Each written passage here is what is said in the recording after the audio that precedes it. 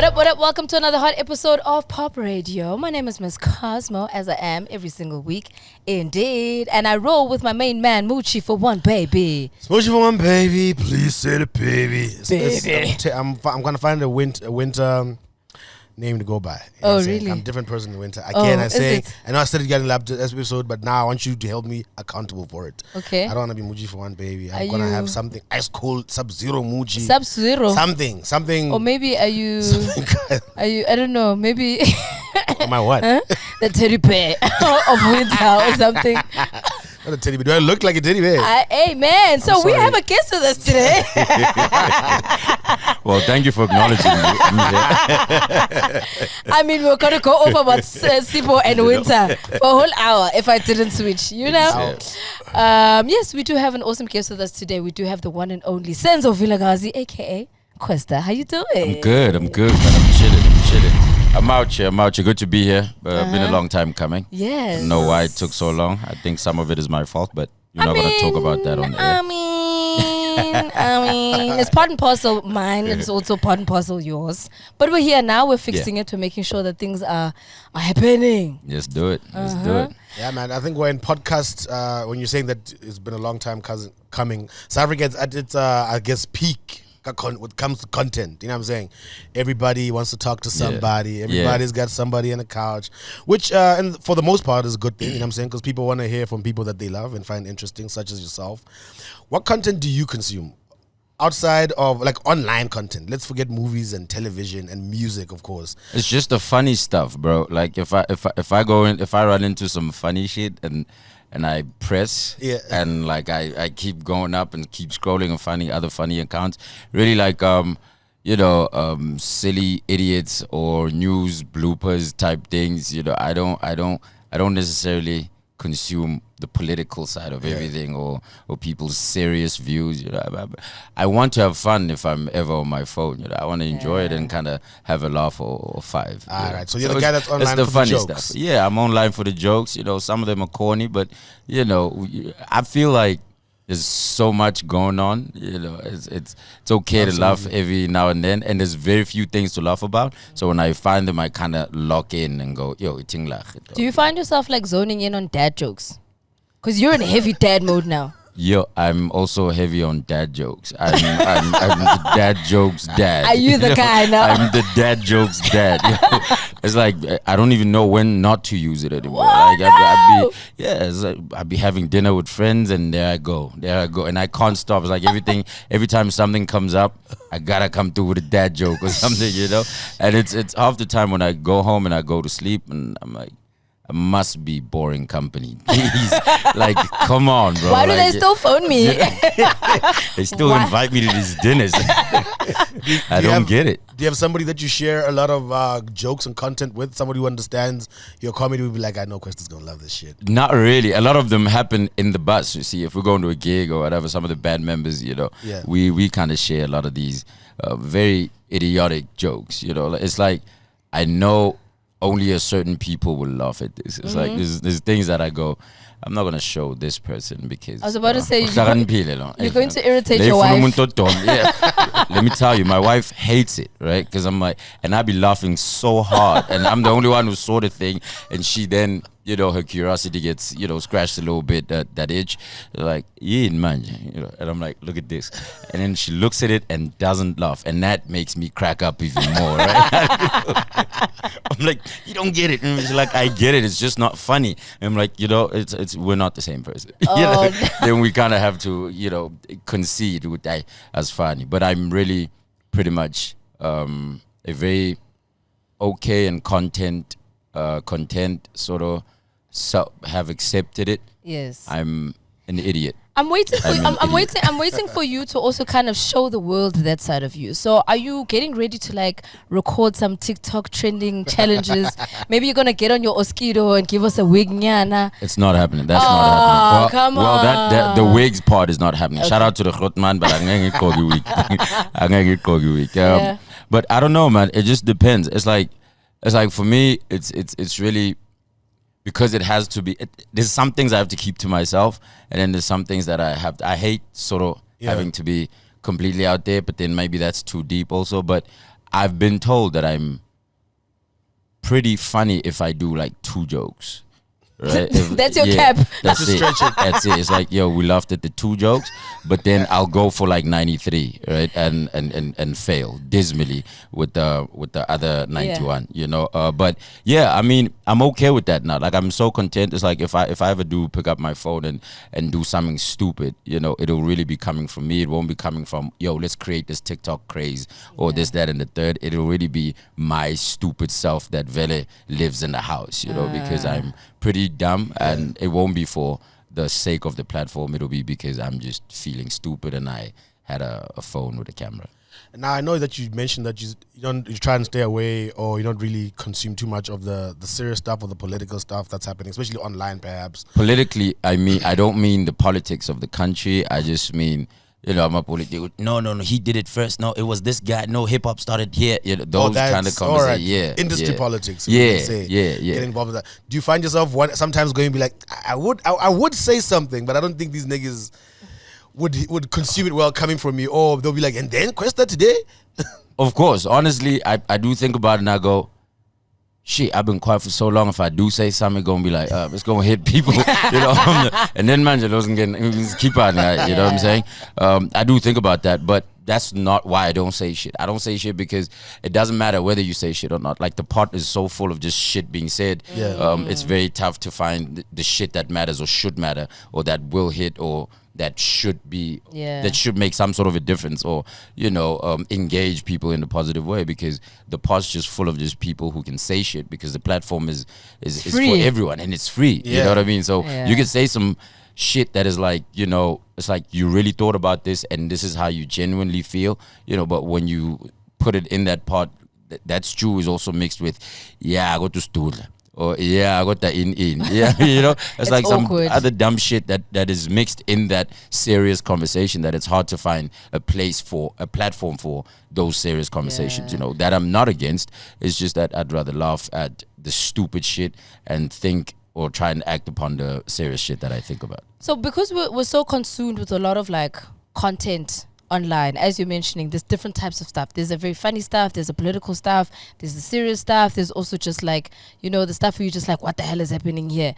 And being somebody like yourself who gets influenced by a lot of things, because we live on our phones, we're very social media heavy right now. And you, obviously, because you're a rapper, you would have to take some of those stories and make that, I don't know, part and parcel, part of your music. Do you take some of those influences to then say, okay, today this is what I'm going to rap about because I saw this on TikTok or I saw this on Instagram? Oh, it's in the music. It's definitely in the music. It's just not in the music that I've put out in the last time, you know, because I did this Speaking for Stan with Kabza. That was more about fun and just me wanting to do Kwaito shit. But I write about pretty much everything I see. Like, I've always taken my content from people, not in a biting manner, you know, like in a sort of what's going on. Oh, okay. Yeah, the environment, really. So a lot of the stuff that I'm writing about now, at this point, like if about maybe, I don't know, a month ago and right now, that shit's dark as fuck, right? Really? It's I mean, it's dark because you know, the times have been that way, you know. Load shedding? I mean, there's that. It's like everybody's going through something, and whenever, it's like, it's so bad. Like, if you do something great, it's hard to even share, because when you read the room, it's just, you know, maybe don't, you know, because maybe people are either mourning or people are complaining about, you know, unemployment or rukesi or something.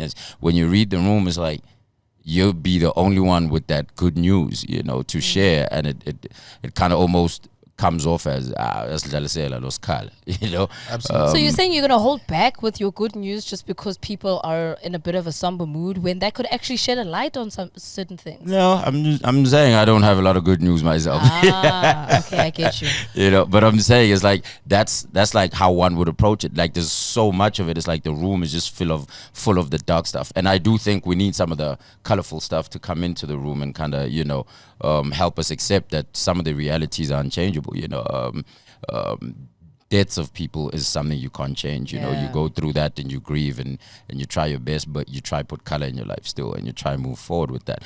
With as far as the government and load shedding and unemployment, that shit needs to change. You know, regardless. So that one is the one unacceptable conversation in the room, you know, because you don't have to accept that one and kind of go through it and heal from it. No, that shit just needs to change. You don't have to, you know, fight your way through anything. They just need to change what they're doing. So there's all these things that are in the room. So now we're us bringing in color, talking about, yo, here's what happened to me. It was so great, and this, that, and the third, to try and bring color in the room. That's cool. I'm just saying it takes a lot of courage, because the room is, when you read it, is very dark. It's a very somber mood. It's very somber. It's right extremely somber everywhere. What do you think in the long run? Because I feel like nobody has the words to really express the type of tragedy hip hop, as an extension of all the lives that have been lost over the last few years, is actually going through. It's hard to like actually put into words. Is hip hop in mourning? Is it a dark cloud over? Like, it's.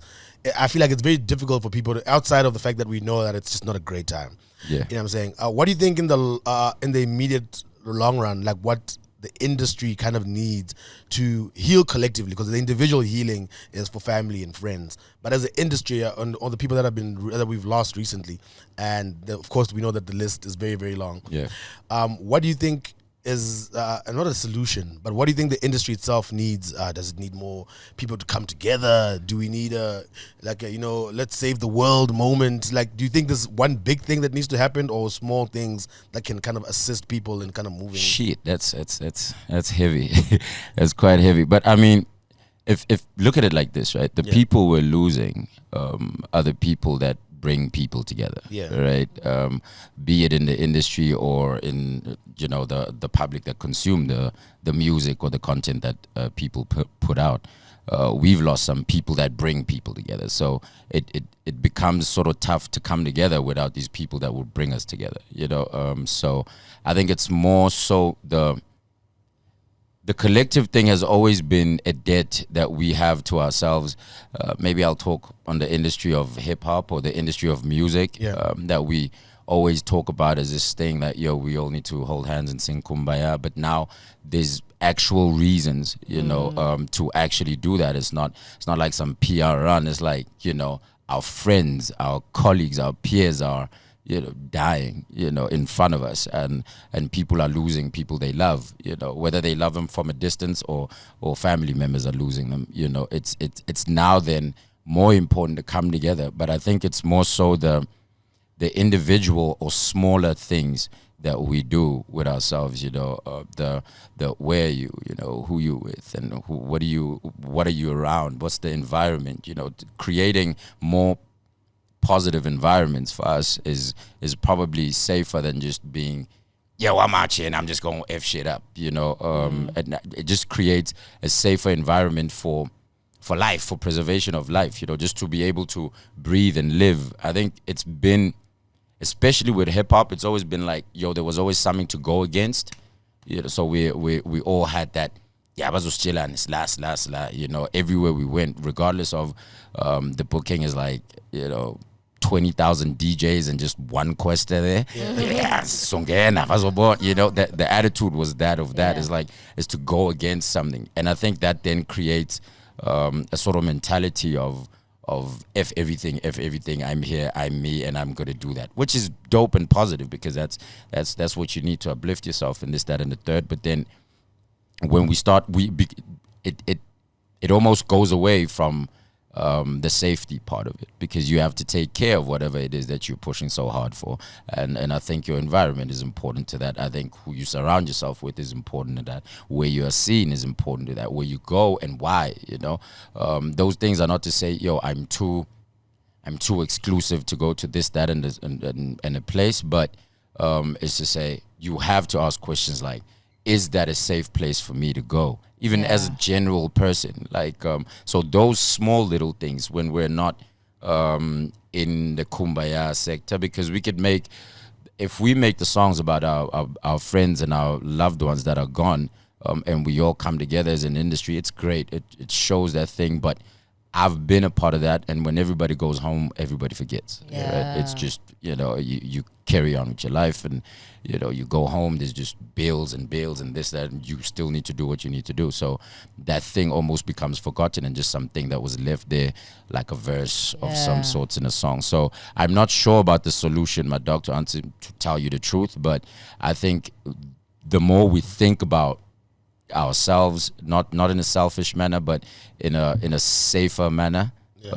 and the more we realize that we're not above death, we're not above poverty, we're not above whatever is happening around us, then the safer we'll create these small little bubbles that eventually come together and create this one big bubble where everybody is sort of safe and we can kumbaya all safely, and these things start small. Sometimes some of them are small beefs, some of them are just fucking insane things that nobody expected, but the result is always the same. There's people crying, there's a whole nation crying, there's people wanting justice, there's people, there's just answers that are not being gotten because of how just our whole, in fact, it even goes into government, man, and how the country is run. It's just all a mess, not solely because everybody just got to find their own way in a place that is governed, which doesn't make sense. The entire climate is bad. Yeah, it's not like just the governance of the entire people is so fucked up that the people have to find their own way and try to make sense of things.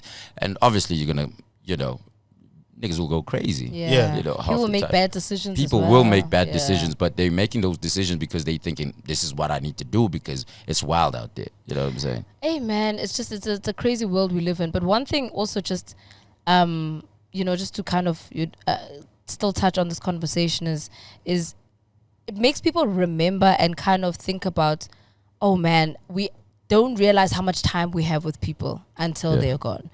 And obviously for you were very close with some of the people that we've lost as well. I mean, obviously more recently Keenan, but Ricky as well. And doesn't it make you sit back and think, Uguti, yo, man, like, I wish I could just pick up the phone and just call him one more time. Do you have somebody that you possibly picked up the phone and called right after you'd heard some of the news because you're just like, hey, I don't know how much time I have left if I don't make this call now? People have called before? No, after. Yeah. The unfortunate part is that, it's like when you hear the devastating news, there's nobody else to call except the person you're hearing the news about. I called Ricky because he was the only one that would make it make sense to me. I called Keenan because he was the only one that would make it make sense to me. From that, I didn't call anybody else. I mean, the only other person I called after hearing about Keenan was Younger, and I wanted an explanation, of sorts with, what do you know? And he just found out from me, which was, which is the terrible thing, right? Because when you asking the questions and you realize this person doesn't know what the fuck you're talking about. Oh no. It's like, oh shit. Now you have to sort of treat the conversation differently because it immediately changes. Yeah, it immediately changes because now you're bearing this news, But yeah, I mean, it's like I lost with me personally, how these things hit me. It's especially people that I was privately close to, in a sense where the conversations wouldn't even be about music a lot, it would be about kids, it'll be about school fees, it'll be about, life insurance. You guys are real rep dads now. Real rep dads. Promise you, and love and this, these are the conversations that I have with people who I'm in the same field with and, who'd understand some of the things I'm saying and vice versa, So I'd get a call randomly, Keenan Gay had a style of calling at like 3 a.m. and this, that, and the third, and he'd really want to have a deep conversation or a big conversation about children and, and we sit and have it, So it was like, so now there's very few of that you have, you can bounce off of people who have been parents or who've been married or anything that you're going through, but that was almost exactly the same as sort of my life, it was an easy bounce off to call Ricky or to bump into Ricky and go, yo, so what's going on with the school fees these days? Hey, they are their minds, right? You know what I mean? And they are their minds. Yeah, but they are. They really are. They crazy. But You know, so it hits harder. It hits on so many levels, and then there's people who are waiting on the music to kind of feel uplifted themselves. You know, so there's people who lose la it does, and there's people who are in Kuruman who also feel the same amount of loss because of the impact that the music had. You know, so as far as having people around us, I think that's also maybe part of whatever solution, if we come up with one, would be amazing, because I think almost now, especially maybe my generation, almost all of us are going to or have gone to therapy. You know, it's a thing. It's not even like yo, so maybe you should, like, everyone I talk to now is like, yeah, so, you know, it's even like in conversations, oh, now speaking to my therapist, you know, or, you know, it's really there, because there's not a lot of people to bounce these things off of, if you look back at your family and everything like that, you know, so you kind of have to find solutions moving forward, and sometimes talking to a stranger helps, at least a trained stranger, you know, whether it helps or not, but it allows you to kind of speak, because your question was, is there anybody else you call after that? And the truth is, there's no one really that you won't then feel like you're burdening them with some privileged problems, you know.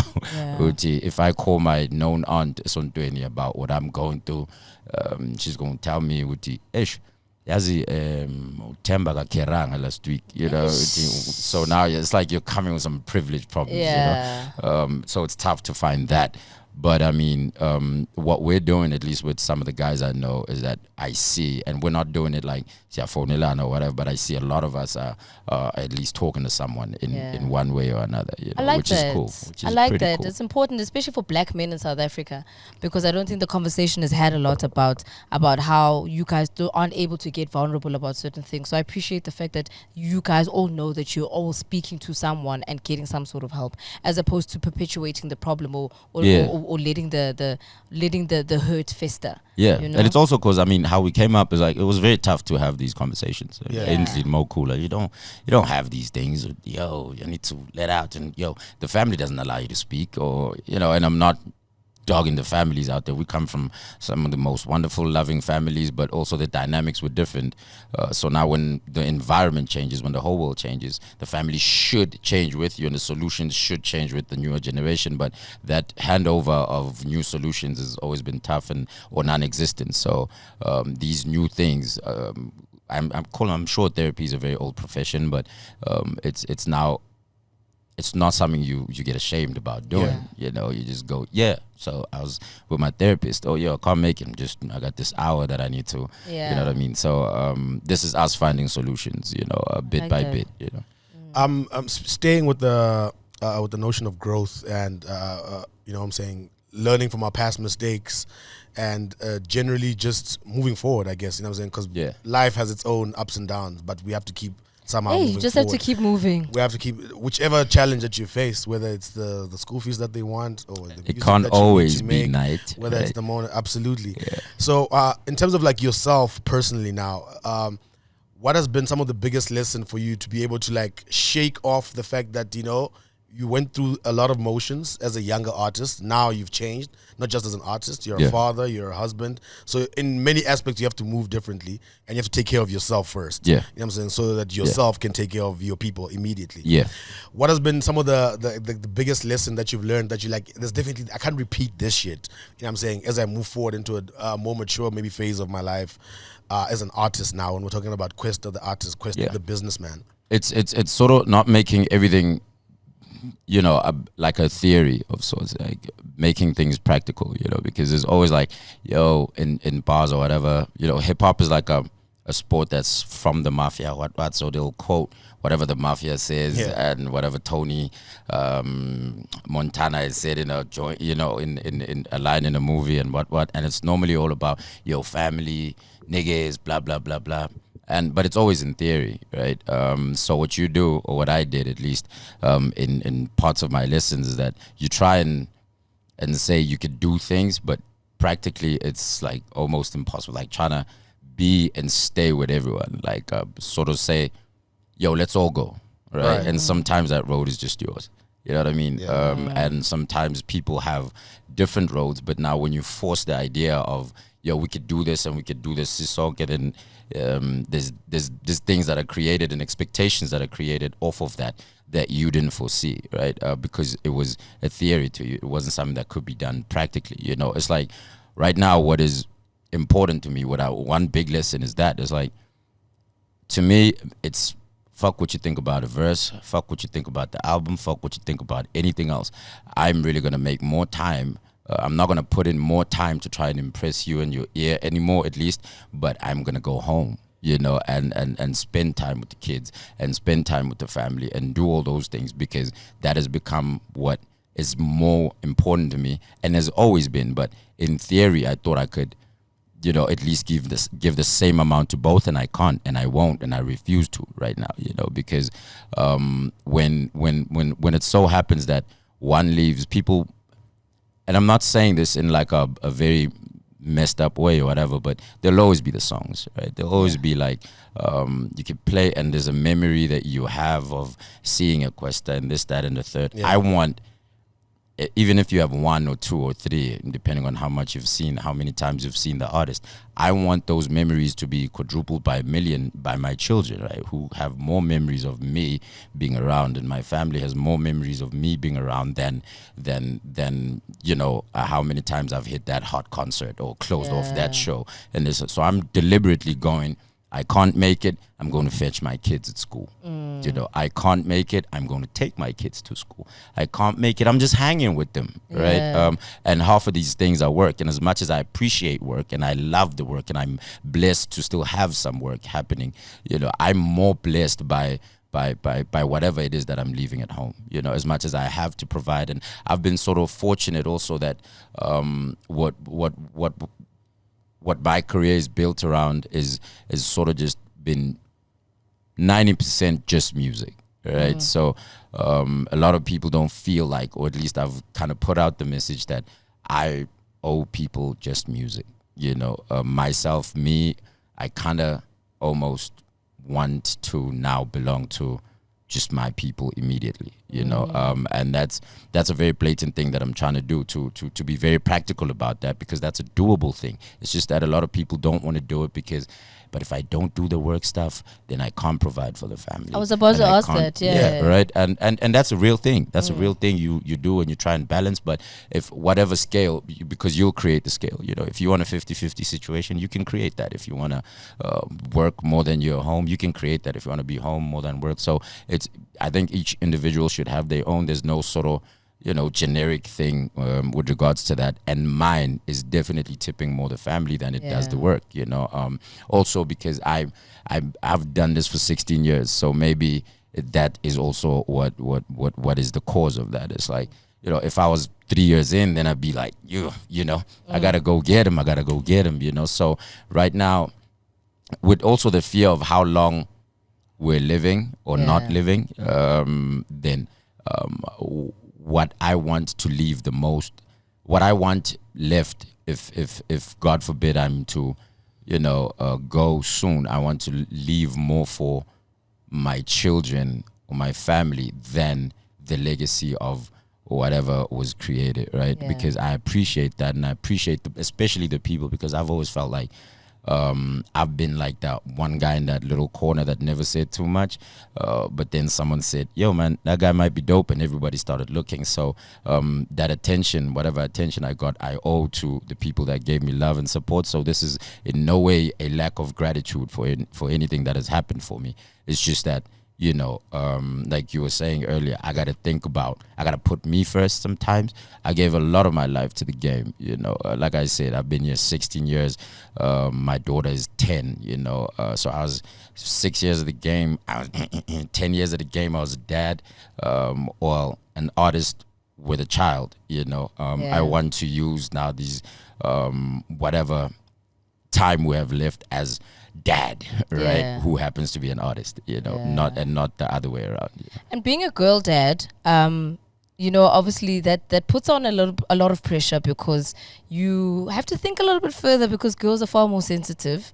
And I'm sure, Shem, you wanted a boy with a second one, but you know, nature said another one. I did. Nature said another one. Would you encourage them to get into the entertainment space?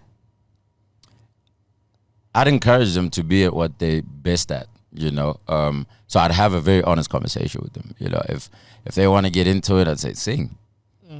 And if it's off, exit. Awunayidayiding mntanami, please. Asizame into, right? So it wouldn't be like something to, let's protect this legacy. Come on, you can be like me. Let me coach you. I'd have to see the talent to tell you the truth, because for me, I understand the power of pushing an artist and PRs and blah, blah, blah, blah, blah, blah. Like I've understood that from when I was young. It's like, there's a lot of whack rappers or whack people who are superstars, but because of the machines or whatever the case is, I know that, and I know you can turn to anything. I get it. I just wouldn't let my then child go through that, right? It's because then, finding themselves would be very difficult because it wouldn't be a real thing. It wouldn't be like she'd go, yo, I'm so dope, and I would listen and go, all right, and a lot of and herself too, she'll play for some people who love her, who are going to lie to her and tell her it's dope, but then she's going to play for some actual people who don't care, who just want to judge it off of what it is. So if they want to, and if they're great at it, they just have to be good at it. It's like whenever people ask me, so what message do you have to the youth about, if they want to follow your footsteps? I'm like, first you gotta be good, brother. That's it. You just gotta make sure you're dope. Just don't lie to yourself. Write your shit or record it and play it against whatever else is happening out there. And if the gap is too big, if the Gotta gap give is it too up. big, come on, bro, because. I'm 35. I'm turning 35, and then only now, then after 16 years, do I realize that maybe this rap thing is not for me. What the hell am I going to get into now at this age, right? Because there's people who always tell you, just be determined, just keep trying it. Be good first, and then go work at it. Because the worst thing you can do is work hard at something that you're not good at. Do you feel like people are full of advice about things after the fact? You know what I'm saying? I feel like it's easy in retrospect to look back and say, yeah. This is how you should be moving. This is how you should be doing. I hate that with all my heart. Everything is just like, this is what you should have done. There's all the should-haves, and everybody's an expert, and everybody's got a million things to let you know about. But at the same time, I feel like the education is important for young artists, regardless of where they exist, whether it's musicians or artists who actually draw or people who are on television. Moving right in business is advice that everybody thinks that they give people and be like, just make sure that your business is taken care of. But then I feel like it's easy to say that one word or sentence to someone and then kind of move on and then come back later and be like, but I told you, you must, move a little bit better. Do you think that the industry can be a little bit unfair, especially to young artists, about what they expect them to know, not know, how they move, instead of literally just like, no, let me bring Kwesta here and just show him. Literally black and white, give him the blueprint, whether give Mans or whoever who are so concerned. I feel like they're never there when they're needed, but it's very easy to come up tomorrow and say, hey, but you should have. This is true. I mean, but also we to be very honest with you, we also tend to, especially when we're going through it, the superstardom phase, or when the people are starting to accept you, and we don't want to listen, right? Because it's very tough to then be sat down by someone who may have gone through that thing, who wants to sit down and talk, these old guys have started again. You're the old guy now. Exactly, right? So that's what I'm realizing this now, because you try to have a conversation or call guys and they're like, yeah, you know what I'm saying? But I mean, it's like that also. It's like when I was sort of transitioning into accepting that I'm no longer a new artist or whatever I might be, now part of the veteran guys. I was trying to give out advice in even in like verse forms that I didn't even take care of. You know what I'm saying? I remember I got a joint with Stogie T and J Molly and Mags, right? And talk about a cocktail cheese. No. Like it was Stogie's joint. It's called Flowers. Pretty Flowers, right? And in that joint, I go, it's so sad that your music is none of your business or whatever. Like I talk about the music business, and I go, it's so sad that your music is none of your business, right? And then I go through what we went through as my music, right? It's like, and before I said that, it was all jazzy. So there's sometimes where you also are trying to give out the advice, but you haven't taken care of the things that you also need to, because maybe because you didn't listen earlier, or maybe because you thought it was taken care of, or whatever the reason, right? But in terms of this advice thing, I hate it when people go, here's what you should. I've always felt like the stories are different. It's like so Kwesta, how do we get to where you are? You know, and I'm like, I don't know. Well, I went this way. Yeah. It doesn't mean that you kind of have, yeah, you know what I'm saying? Because also things change, times change, and this, that, and the third. You know, I went the demo way. You know, I'm not gonna tell an artist now, yo, go make a demo and go take it to a label or this, that, and the third, right? There's the internet. So maybe some of my I began like this advice is old, right? It won't work right now, you know. But some of the things that I may have went through, I can only go, yo, I went through this, or when I was where you are, here's what was happening with me, and here's what I did, and it kind of got a little bit better.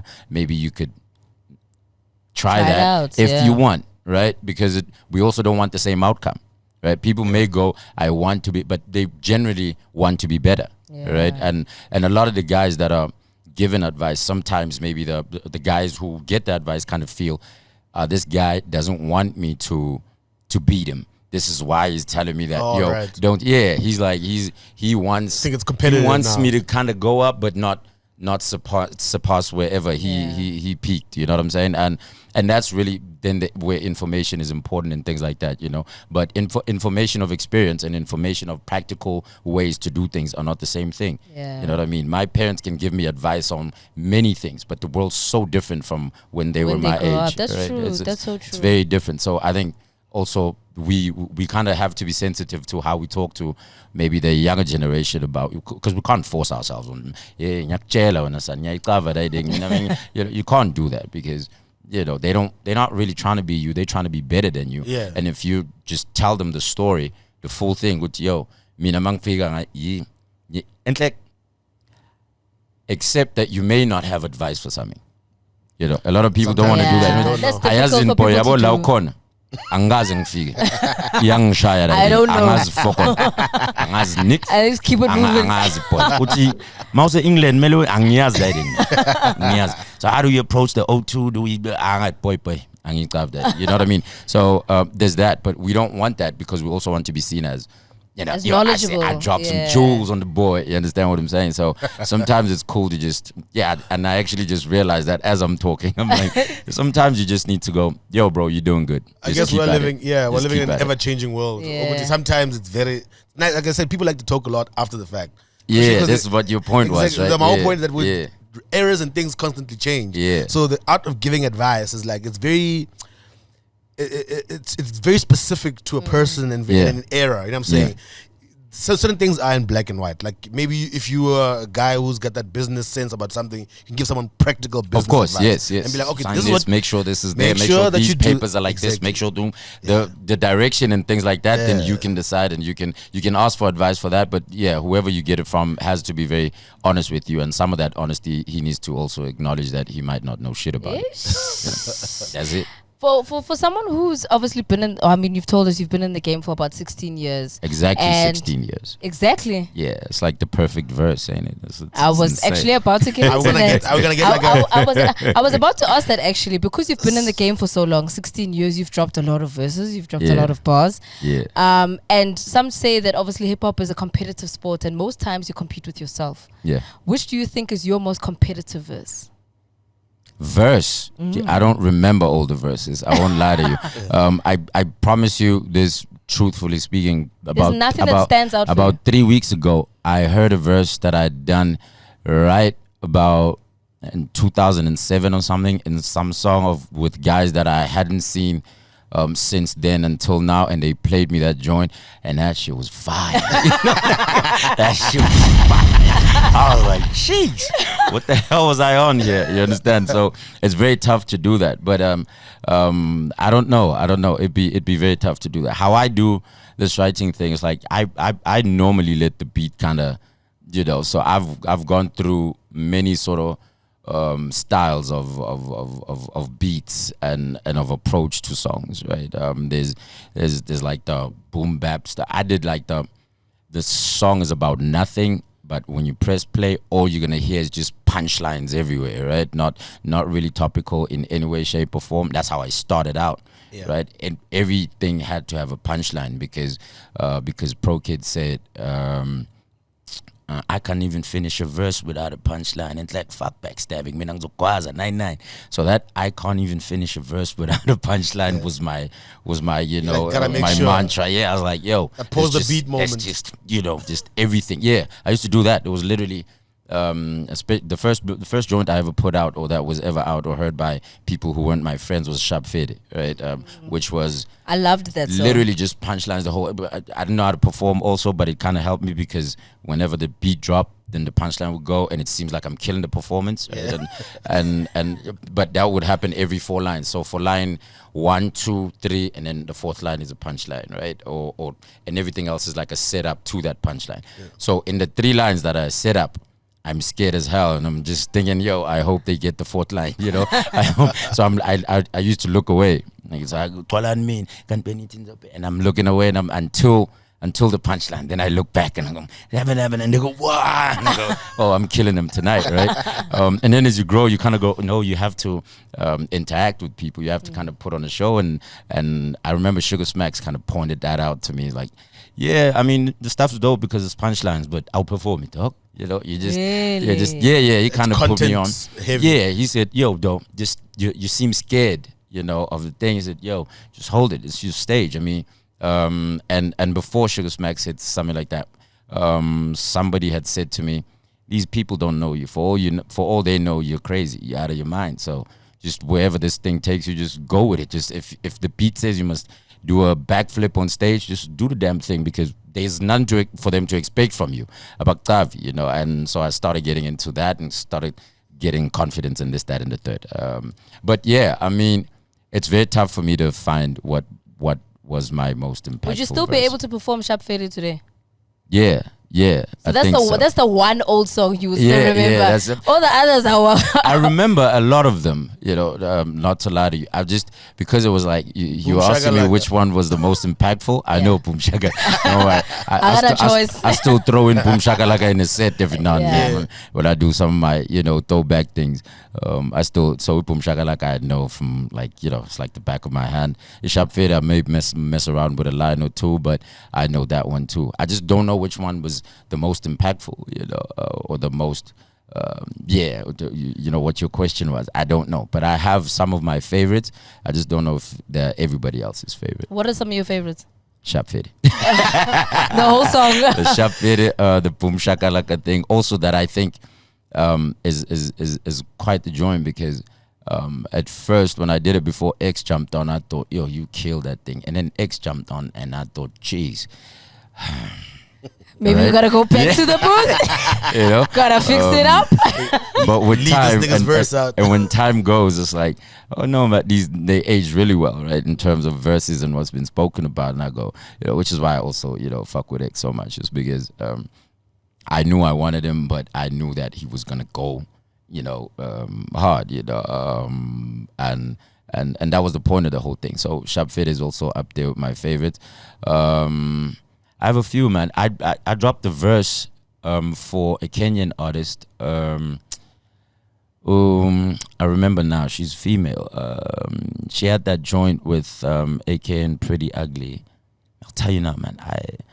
I dropped the verse on her joint that I really ecstatic is her name, right? And she had this joint that we did then, and we recorded, and she put out, and the joint is called We Ride. That's also one of my favorites. It was actually the only verse that I remember in my life that I wrote high, right? Because I don't get high, but that day I got high, and I wrote that verse, and it was so dope. I'm like, maybe I should keep going high. Then I tried it again, and all I could do was stare at the speaker. Right?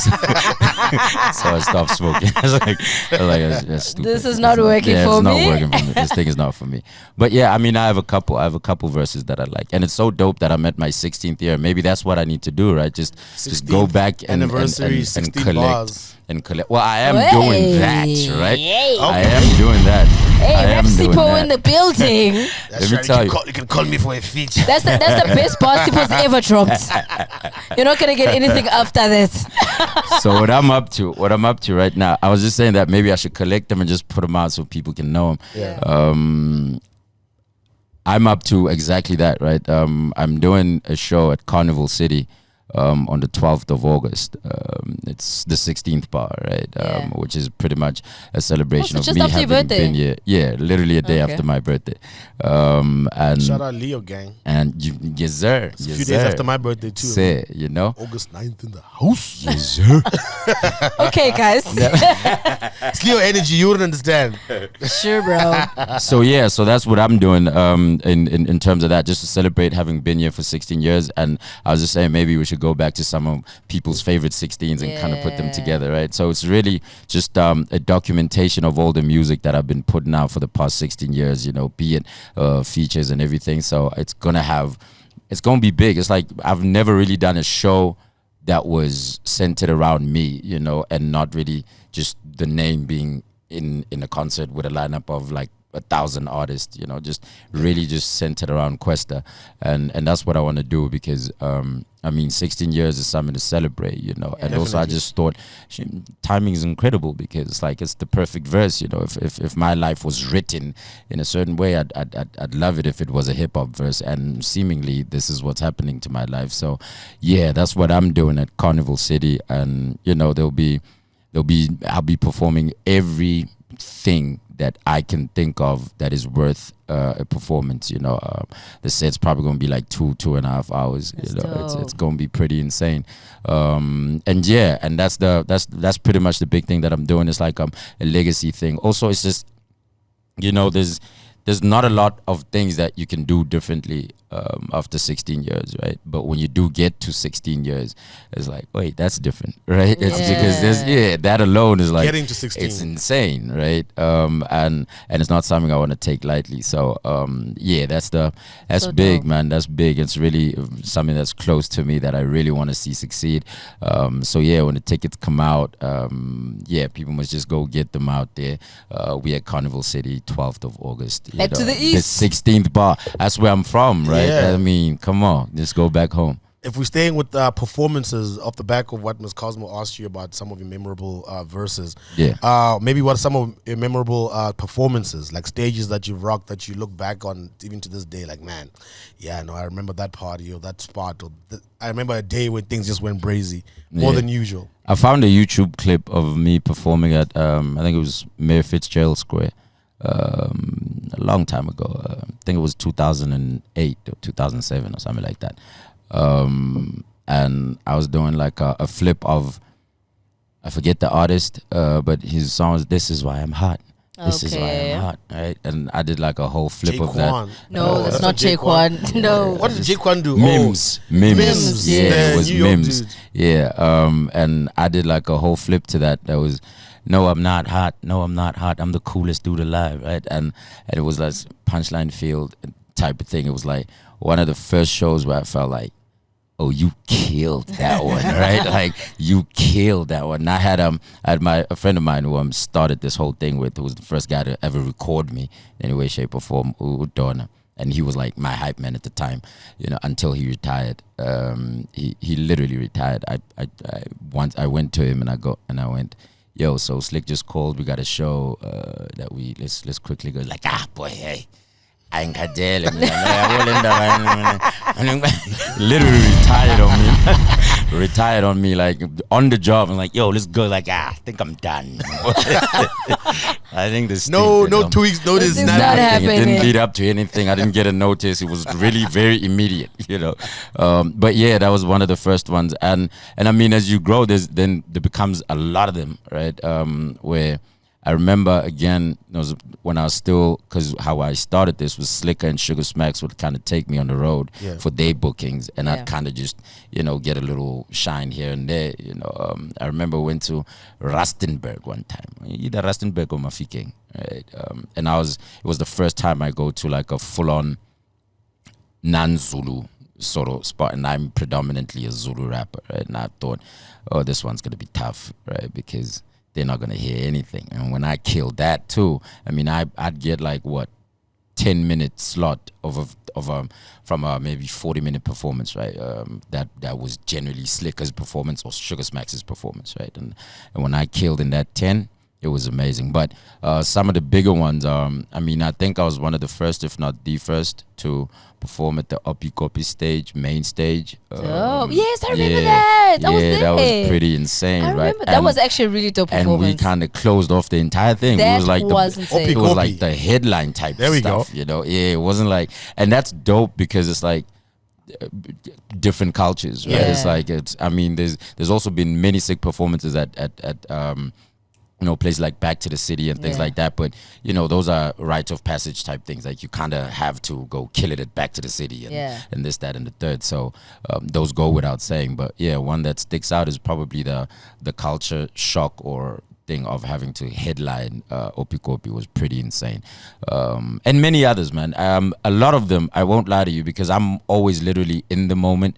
I always forget where the place is or what I'm like. The magnitude of the thing doesn't hit me, right? It just, if I'm on stage, it's over, right? Whether there's, you know, I don't know, 100 people will get a similar energy as 50,000 people from me, That's you know, from the stage type thing. So it's never really that. So that's why I don't remember a lot of them, because I'm like, yo, I only remember bad ones also, because I'm like, Well, you have to learn from those ones. You have to learn from What's those. a bad one? Forgot lyrics or the mic switches off. Forget lyrics, mic switches off, wrong song playing.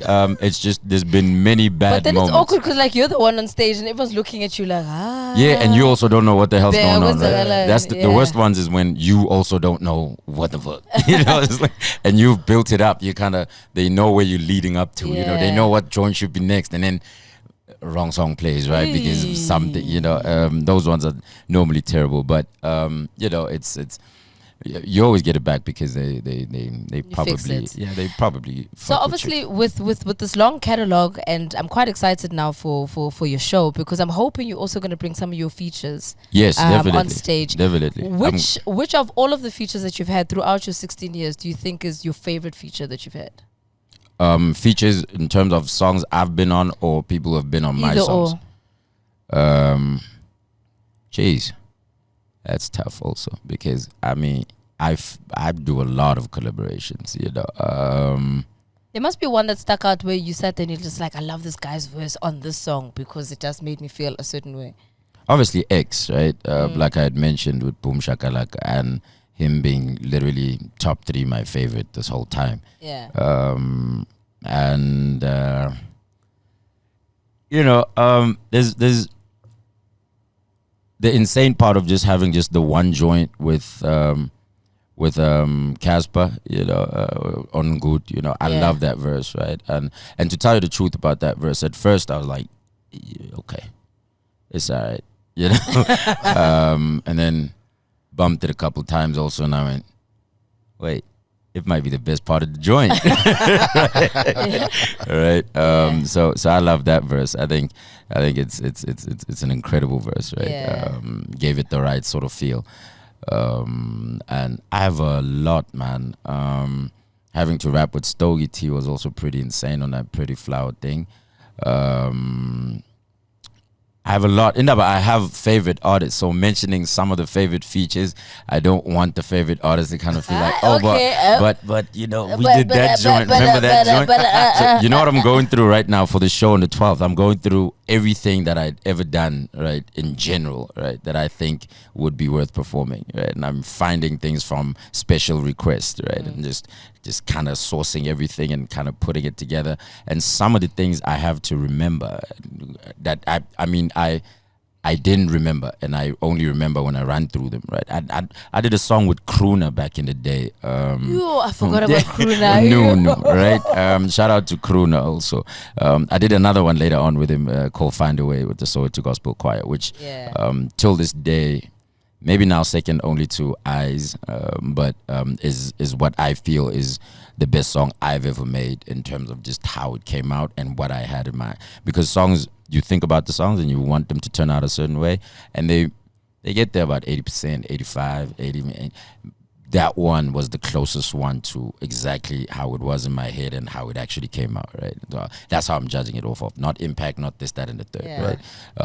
And yeah, so I ran in, I bumped into Inunu, you know, and I'm like, I need to put that on the set because I'm also like working on everybody I've featured and everybody I've featured on. So it's not only just going to be people that are there at the show just watching me. I'm going to bring on a lot of guests that I've worked with, That's you know, dope. and I'm working on also, you know, bringing out the guests that, you know, are not maybe from very close that I've worked with also. That's dope. Yeah, That's dope. that's the whole I plan. love it. Earlier on, you said that after 16 years, it's difficult to do things or to do new things or Yeah. to, you know what I'm saying? Yeah. You're an established artist, so people do expect a certain vibe from you. You know what I'm Yeah. saying? They kind of know that, especially if you're a fan of Kwesta, you're already on There's this journey things, with yeah. you. You know what I'm saying? Yeah. But of course, you did do something that was failing you with this collaboration with Kabza. Yeah. You know what I'm saying? In terms of the sound itself, Yeah. deliberately being a little bit more Kwaito. Yeah. On the verses and everything, I guess we can say that we obviously we know we're listening to Yeah, Kwesta they could still, be like that. but yeah, there's in terms of, some things that are being changed and tweaked here and here to Yeah. fit into these beats. How did that relationship come about? You and Kabza, who hit who up? insane because we bumped into each other at like one of these, you know, they used to do like when lockdown hit hard, used to do some of the TV shows. I don't know if I can say channels on It's YouTube, channel. bro. We chilling, yeah. Oh yeah, so Channel O. We made it a Channel O sort of lockdown performance type thing, you know, Yeah. that's made for TV and we weren't meeting for the first time, but we're talking actually for the first time, and Yeah. it was always one of those, yo, we gotta make a joint, we gotta work, like the shit that everybody says to each other, right? And he actually went, yo, so when are we working? And I literally went, hey, address and figure first, you know, and I went and, you know, before we even made music, we just hung out and, you know, figured out that, you know, Siafana, you know, Yeah. in You're the same guy. yeah, pretty much. You know, we literally fucked with the same shit. It was like, you know, it was easy. And then when it got to the music also, it wasn't like a whole let's make a project type thing. We was just recording just in jail for the hell of it. You know, it was fun again to make music, right? He didn't try to get you into it just piano fell. immediately. He did. Of course he did. Of course Well, he did. that was his And I actual also aim. have to say that I didn't do too well. You know, it was cool, but it was like, you know, it wasn't a comfortable. It's like that part of it almost felt like work, right? And the other part we were just enjoying, right? So we just decided to keep enjoying. But we have recorded many of the times, many of the piano stuff that gotten much better. So, you know, you never know when we might pull the trigger on those ones, you know. But I mean, with Kabza, it's really just it's less a yo. It's so formal and it's this, that. It's yo, let's get together and do it again, right? Yeah. Which we're gonna do again, right? We're gonna do for more than once, you know. There's these collaborations. This wasn't a once-off type thing, you know. Dope. But neither is it a let's force it or do it again type thing. It's really just, oh, we've been in the studio together now for, again, you know, now we feel like we're in the groove, might as well package it or something, you know. Nice. But that part of it is really just fun and things, you know. It's the enjoyment of music more than here's what's on my mind, you know. That will be me. Didn't feel too hip hop. Yeah, it doesn't feel too hip hop. Like I said, some of the hip hop stuff got a little dark, you know. but I'm back at it now, you know. I'm having fun again, you know. The punchlines are witty again Yes. and not dark, you know. Yeah, and not So- too dad jokey. And not too not too bad jokey, you know. I try to keep you see, if I ever speak it, I'll never put it in the song. Oh, right? Yeah, okay. there's that. It's like I with the hear. song I have to kind of think about it, but if I ever say it in passing, it'll probably never make the song. Yeah. So speaking about someone like Kabza, because obviously the collaboration is really dope. The music, you can hear that you guys found some sort of synergy. Yeah. And I think for me, what I was trying to also make sense of is hearing Kabza's voice Yeah. on the Yeah. EP, you know. I just can't see him performing it. That's what I'm grappling with, because I'm just like, okay, I can hear it now because I'm hearing it. I don't have a choice. When are you guys doing a performance together? Because that's what I want to see. On the 12th of August in Carnival City. Is the 12th of August going to be the first time? Because Kabza needs a lot of practice. You'd be shocked though. Mic technique, all of that. You'd be shocked at how much of a natural he is. I just haven't seen it in front of people's eyes, right? Yes. In front of an audience and stuff like that. But Kabza's confidence is on a different level. Like he's extremely sure of himself in terms of what he can do or what he's confident about the product that he puts out because he's already put his all into something, but I mean I still have to see it in front of people with the exam. I remember the last time we were talking about it, it's like don't go sport things valid, as long as mababona mina, that's fine, as long mina ngababona. Yeah. Noma ngidlala bonokufihla ila malaita ngibaboni kahle, you know what I'm saying? But yeah, you'll get a lot of those, man. Like again, also in terms of music, Nami, I'm back to this rap stuff, like I was saying, and I say it's rap stuff. It's like because it's again not too directed at anything. I'm not specifically working on a project, but I'm working on joints that I'm just gonna drop all willy nilly and this, that, and the third until I'm in sort of album mode in terms creatively, right? Because there's always album mode with give me 10 beats, I can make an album, but creatively with where I'm going with the next couple of years of just Kwesta being an artist and where that leads to. And in the beginning, it's just going to be a bunch of joints, a lot of them very hard punchliney and not too, storyline based or emotional or whatever, until we get to that point where, I feel like creatively we could find a theme for this album and kind of work on that, But yeah, a lot of music is coming. And I've been recording a lot of this shit. So, really? Yeah. I mean, the other day I did a joint with J Smash and a guy I wanted to rap with for a long time, right? Who Tato Soul also. It's like, right? Boozy, okay. Boozy, understand? And maybe I'm saying this prematurely, I don't know.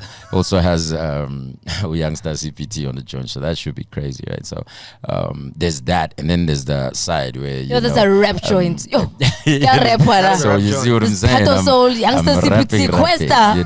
Just raps there. No, actually quite a smash, it's quite a smash. It's like, it's club worthy, Really? It's club worthy. Okay. It's not too Nas like, it's very club worthy, very right now, very current, very new to me. Well, not new, just a lot of people will hear me on that type sound or beats for the first time, which is dope. Who are you bumping right now? Like, who are you bumping on the way here? Like, Touchline. I almost only play Touchline. Really? No, I'm kidding. I play everybody, but I play a lot of people, but I play a lot more Touchline than anyone.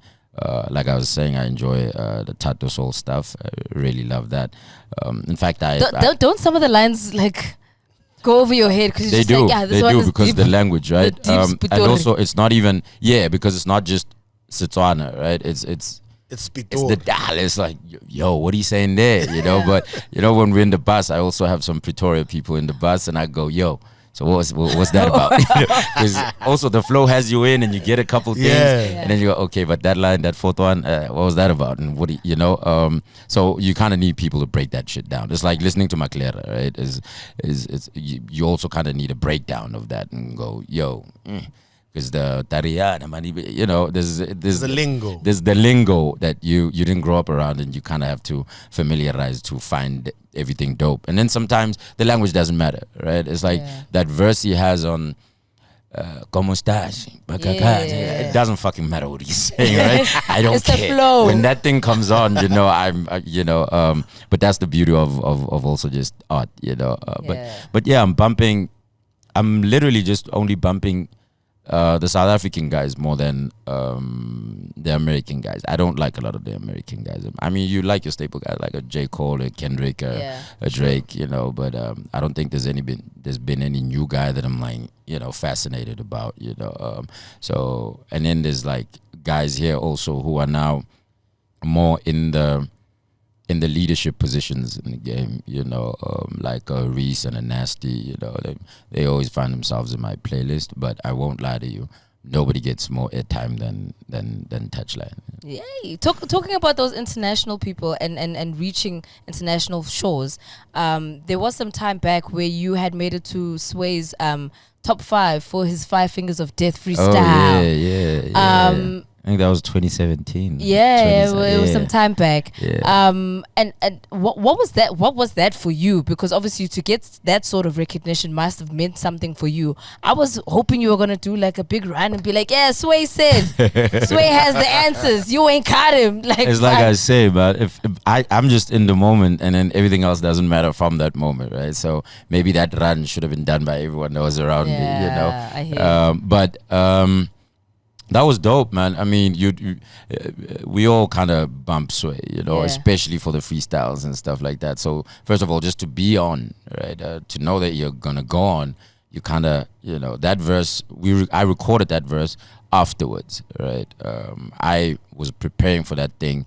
I think first we were in Atlanta before we went to New York, because I think the studios are in New York. In Atlanta, that's all I was writing, right? And I was also doing some verses for other artists in Atlanta. So we were always in studio just recording stuff, but I knew I was preparing for, you know, the Sway freestyle stuff, you know, and obviously for them to hear it and go, first of all, hyena, I'm like, insane, right? And then for it to be top 5 of the year, I was like, okay, do you know my uncle Orvani? We Angela Munchuneli favor. You know what I mean? You know, so that was pretty dope. You know, it's really always dope. It's like you know, why this 16 years type of thing matters is because I feel like I've been appreciated for many things, right? There's this punchline side of things with it's just rap and it's just raw, and then there's record-breaking songs in terms of smash hits and things like that, you know, and for me, those are the sort of gaps that you want to play at, well, that I wanted to play at, and to be able to have done that to the extremes both ways, you know, from small scales of, you know, YFM freestyles, rap activity jam and things like that, to all the way to Sway, right? To even with the songs, you know, to things like 1, 2, 3 stomps, all the way to Ingu, Tongyas Fela, the big joints. You know, it feels like you've almost had 2 careers parallel to each other. You know, it's back to the city. It's Opikopi. You know what I'm saying? It's like that can't be one person, and it has been. You know, and it's shout out to, you know, everybody that's been, you know, showing love. And this is what, you know, I feel like I didn't waste the 16 years I was given. You know, I feel like a lot of impact was done. Yeah. Absolutely, man. I think the last thing you did was waste the last 16 years. I feel like, I don't know if we should say we're looking forward to another 16, but we look forward to like many more years still of Kwesta, because I feel like if anything, recent history is anything to go by, then you know you're always going to be around. You always it's easy for you to get in the booth and to say something to the people, you know what I'm saying, on whatever beat. You know, we've heard something from Kabza. We don't know where we're going to hear you tomorrow. It could be on the slow jams, and we'll be like, you know what, the guy, this is how he's moving. Well, I'm very much personally looking forward to the Carnival City performance and to see what that's going to be like. It's good to hear that you're going to. Maybe we might even catch a Wale and a Rick Ross out there. You never know, you know what I'm saying? You never know. Who you been talking to? I mean, you took Rick Ross to your grandmother's house. You know what I mean? I'll never forget that. You took Rick Ross to Katlehong. Right? So I mean, like, yeah, shout out to Lou for that. That was pretty insane. That was a pretty wild, legendary move, right? Yeah, that was pretty insane. So you never know. I remember when somebody said about that move is like, imagine you're at the hood, you know what I'm saying, and you go out and maybe you've got a Vascom. It's early morning, and you're going out to go and throw the Vascom, and then you look up and you see, that's not Rose. That's not Rose. What do you mean? I think I'd pour the water out and be like, let me get back in the house. You understand? These people are making me dizzy. Yeah. Because Kwesta, you probably used to be like, yeah, show Tiaga. And you know, and it's like, who's he standing next to? Yeah, bro.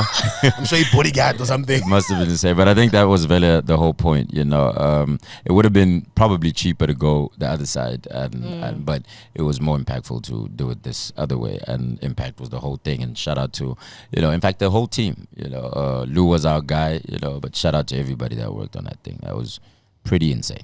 Yeah, man. We were nuts that day. We were going in. Nobody could stop us but ourselves. Yeah, man. I mean, we're quite excited, as you mentioned, for the 12th of August, Carnival City. And just your catalog, just your career has definitely been something that we are in awe of. And that's also why we just brought you on, just to kind of have a conversation just around the music. Appreciate and just to see where your head is at also. Just to, you know, keep on with the support and, you know, take it further from there. So thank you so much for joining us Not today. a problem. Thank you for having me. Once again, please don't get it confused. A lot of music's still gonna. In fact, so the 16th, I mean the 16th bar show, is not just gonna have catalog stuff. You know, I'm gonna drop music just so I can perform it. You Oh, understand what I'm nice. saying? So there's a whole lot of new stuff with regards to that. But yeah, thanks for having me, man. Fantastic, Appreciate man. It's the Pop Radio. Don't forget to like, comment, subscribe. You can follow Kwesta. If you don't know where to follow him, then I'll share the content. But otherwise, we nice and we out.